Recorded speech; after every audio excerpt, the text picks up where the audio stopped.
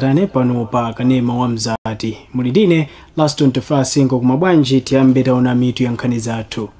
Msogoleri wa chipani cha UTM Dr. Daliso Kabambe wasindika kuti apitirira kugwira ntchito molimbika pofuna kupititsa patsogolo masomphenya komanso ngodya za chipanichi. Bungwe la National Anti-Corruption Alliance lati silokhutira ndi momwe msogoleri wa dziko lino wasankhira nduna za boma kamba kuti nduna zina akuti zili ndi milandu yokhudza katangale ku mabwalo a milandu, ndipo apolisi mdziko la United States of America amanga a Jonathan Rindachich a zaka 20 powaganizira kuti adayambisa moto ku dera la Los Angeles mdzikolo pa 7 January chaka chino. Tili ndi izi komanso zina zambiri ngati mungathe tikhalire limodzi.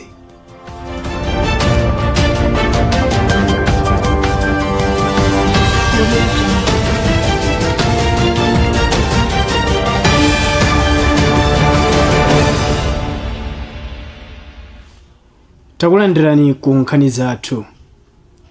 Msogoleri wa chipani cha UTM Dr. Daliso Kabambe wasindika kuti apitirira kugwira ntchito molimbika ndi cholinga choti akwaniritse komanso kupititsa patsogolo masomphenya ndi ngodya za chipani ichi.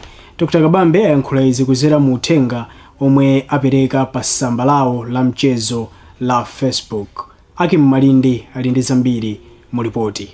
Poyankhula mu uthenga omwe Dr. Kabambe apereka ayamikira adindo omwe adagwira ntchito molimbika pa nthawi ya misonkhano yokopa anthu ngakhale kuti zotsatira zachisankho sizinakomere chipanichi. Dr. Kabambe alimbikitsa adindo komanso anthu otsatira chipanichi kuti akhalebe olimba ndi achikhulupiriro pofuna kudzakwaniritsa loto lawo lozatumikira dziko lino. Iwo ati mu nthawi ngatiyi monga chipani chikumana ndi mavuto osiyanasiyana monga kunyozedwa, koma apempha anthu kusatira njira zoyenera pokonzera mavuto omwe azikumana nawo. Dr. Kabambe apemphanso adindo a chipanichi kuti apewe kugwiritsidwa ntchito ndi andale ena pofuna kukwaniritsa zokhumba zawo, ponena kuti izi zili ndi kuthekera kubweretsa mpungwepungwe mu chipanichi. Posiriza, Dr. Kabambe apempha anthu kuti apewe kusamira pa mauthenga omwe ali ndi kuthekera kubweretsa kugawanikana mu chipani cha UTM. Malo mwa mzati ndine Akim Malindi. Unduna wa zachitetezo cha mziko wati wakwanisa kutumiza mzika za maiko ena zokwana 515 kubwerera kwawo mwakufuna kwawo. Iyi ndi ndondomeko yomwe undunawo inakhazikitsa yotchedwa Voluntary Repatriation Program. Tili ndi ripoti lomwe wawerenga ndi Daniel Dereza. Mneneri mundunawo a Joseph Chauwa ati chaka chino chokha mzika zokwana 155 zabwerera m'maiko akwawo mwakufuna kwawo kuchoka pa msasa wa Zaleka mboma la Dowa. Mwa nzikazi 30 zabwerera mwezi wa Septemba ku maiko awo monga a Burundi ndi Rwanda. Iwo ati chidwi ndi chachikulu chomwe mzika za maiko enazi zikuonesa chofuna kubwerera m'maiko akwawo. Pakadali pano msasa wa anthu othawa kwawo pa zifukwa zosiyanasiyana wa Zaleka mboma la Dowa ukusunga anthu okwana 50,000. Ambiri mwa anthuwa ndi amaiko a Rwanda, Ethiopia, Somalia, Burundi komanso DRC, ndipo nzika zomwe zakwanisa kubwerera m'maiko akwawozi ndi zomwe zinayamba kubwerera mu chaka cha 2023 mu ndondomeko ya Voluntary Repatriation. Bungwe la Chinyamata la Youth Actions in Development Activities layamikira msogoleri wa dziko lino pobweretsa unduna wa zamziko omwe uziona zotukula achinyamata popeza ati zili ndi kuthekera makamaka kupititsa patsogolo miyoyo ya achinyamata komanso zaonetsa kuti msogoleri wa dziko linoyi akukweza achinyamata. Lachitatu sabata ino Profesa Arthur Peter Mutharika anafotokozera ntchito zomwe unduna wa zamziko Minister of State uzigwirira monga kukweza achinyamata pa chuma mwa zina. Evans Matola ali ndi zambiri mu ripoti.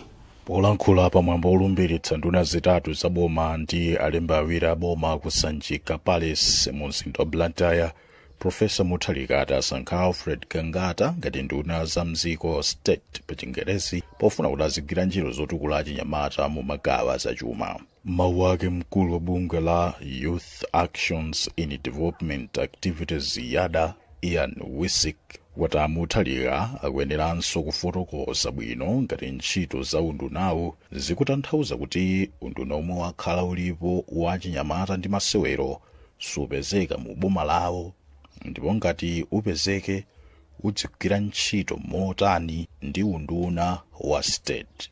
Wisiki wapempha nduna mu undunawu Alfred Gangata kuyamba kumvesesa zomwe achinyamata amafuna asanabwere ndi ndondomeko zokhuza iwo, popeza ati maboma apitawa ndondomeko za achinyamata zakhala zisakupindulira achinyamatawa chifukwa zimalowa ndale.